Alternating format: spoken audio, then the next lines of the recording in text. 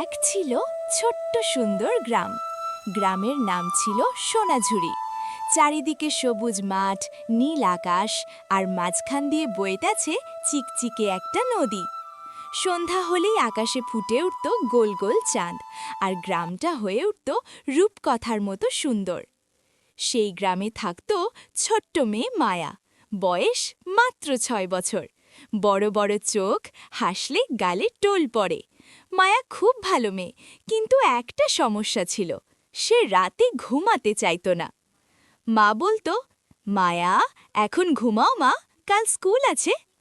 মায়া বলতো, না মা, আমার তো একটুও ঘুম পাচ্ছে না। প্রতিদিন এমনই চলতো। মা ভাবলেন, এভাবে তো চলতে পারে না, কিছু একটা করতে হবে। একদিন সন্ধ্যায় আকাশে ছিল পূর্ণিমার চাঁদ। জানালা দিয়ে নরম আলো ঢুকছে। হঠাৎ জানালার ধারে বসে কেউ ডাকল, টুই টুই। মায়া অবাক হয়ে তাকিয়ে দেখে একটা ছোট্ট টুনটুনি পাখি। পাখিটার গায়ে সোনালি ঝিলিক, আর চোখ দুটো টলটলে। পাখি বলল, মায়া, তুমি কি ঘুমাতে চাও না? মায়া চমকে উঠল, আরে, তুমি কথা বলতে পারো? পাখি মিষ্টি হেসে বলল, আমি সাধারণ পাখি নই, আমি ঘুম পড়ি টুনটুনি। যারা ঘুমাতে চায় না তাদের আমি জাদুর দেশে নিয়ে যাই। মায়ার চোখ চকচক করে উঠল। সত্যি, সেখানে কি অনেক খেলনা আছে? খেলনা আছে, রঙিন মেঘ আছে, চাঁদের দোলনা আছে, কিন্তু একটা শর্ত আছে। কি শর্ত? যারা সময় মতো ঘুমায় তারাই শুধু এই দেশ দেখতে পায়। মায়া একটু ভাবল, তারপর বলল, আমি যাব, আমাকে নিয়ে চলো। টুনটুনি পাখি তার ডানা মেলল, ঘর ভরে গেল নরম নীল আলোতে। হঠাৎ করে মায়া দেখল, সে আর তার বিছানায় নেই, সে ভাসছে তুলোর মতো নরম মেঘের ওপর। চারিদিকে রঙিন আকাশ, গোলাপি মেঘ, নীল তারা, সোনালি চাঁদ। দূরে একটা দোলনা ঝুলছে চাঁদের সাথে। টুনটুনি বলল, এটাই ঘুমের দেশ। মায়া আনন্দে দৌড় দিল, মেঘের ওপর লাফালাফি করতে লাগল। হঠাৎ সে দেখল কয়েকটা বাচ্চা চাঁদের আলো দিয়ে তৈরি স্লাইডে খেলছে। একটা ছেলে বলল, তুমি নতুন এসেছ? হ্যাঁ, আমি মায়া, তোমরা এখানে কিভাবে এলে? একটা মেয়ে বলল, আমরা সবাই সময় মতো ঘুমাই, তাই টুনটুনি আমাদের এখানে নিয়ে আসে।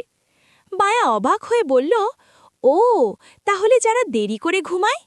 সবাই একসাথে বলল, তারাই জাদুর দেশ দেখতে পায় না। মায়ার একটু ঠাড়াক লাগল। সে ভাবল, আমি তো এতদিন ঘুমাতাম না, তাহলে তো আমি এই সুন্দর জায়গা মিস করতাম।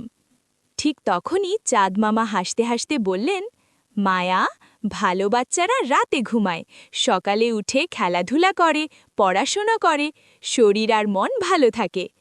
মায়া মাথা নেড়ে বলল, আমি বুঝেছি চাঁদ মামা, এখন থেকে আমি সময় মতো ঘুমাবো। চাঁদ মামা তার মাথায় হাত রাখলেন, তাহলে আজ তুমি পাবে বিশেষ উপহার। হঠাৎ আকাশ থেকে নেমে এলো এক ঝলমলে ছোট্ট তারা।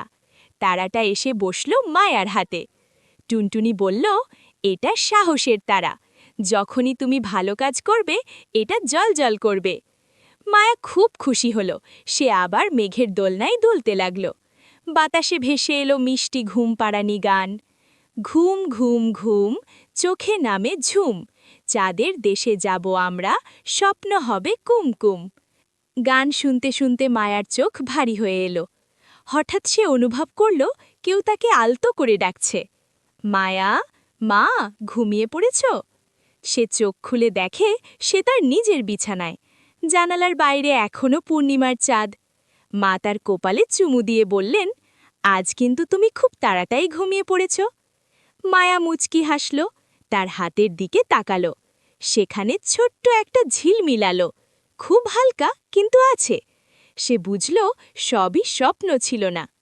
পরের দিন থেকে মায়া আর দেরি করে না, রাতে নিজে থেকেই বলে, মা, আমি এখন ঘুমাবো। মা অবাক হয়ে যান, আহা, আমার মেয়ে কত ভালো হয়েছে। মায়া জানে, যদি সে সময় মতো ঘুমায় তাহলে আবার টুনটুনি তাকে নিয়ে যাবে ঘুমের দেশে।